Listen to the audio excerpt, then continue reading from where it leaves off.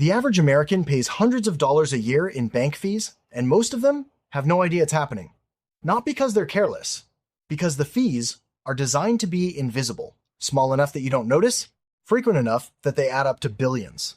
In the next few minutes, I'm going to show you exactly where your money is leaking, how much it's really costing you, and how to stop almost all of it. Let's get into it. Here's the way to think about this. Imagine your finances are a bucket. Your income pours in at the top, your spending flows out the bottom. That part you can see. But there are also small holes in the side of the bucket, tiny ones. Each one leaks just a few dollars at a time, so you never notice a single drop. But add up every hole over every month, over every year, and you're losing real money. Those holes are fees, and the banks are counting on you never looking closely enough to find them. Now, you might be thinking, it's just a few dollars. Who cares? Here's why you should.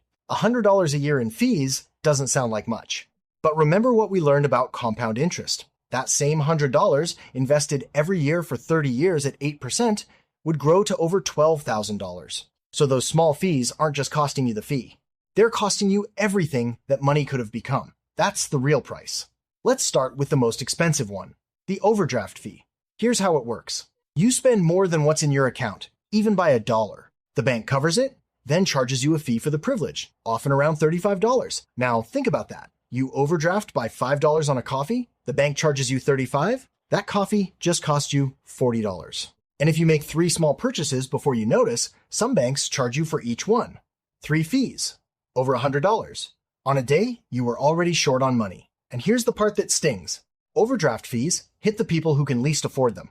If you had plenty of money in the account, you'd never overdraft in the first place. So the fee lands hardest exactly when you're already stretched thin. It's a penalty for being low on money, charged by the institution holding your money. So how do you stop it? 3 things. First, opt out of overdraft coverage entirely. You can call your bank and do this. Then, if you don't have the money, the transaction is simply declined. Slightly embarrassing at the register, far cheaper than $35. Second, set up low balance alerts on your phone so you know before it happens.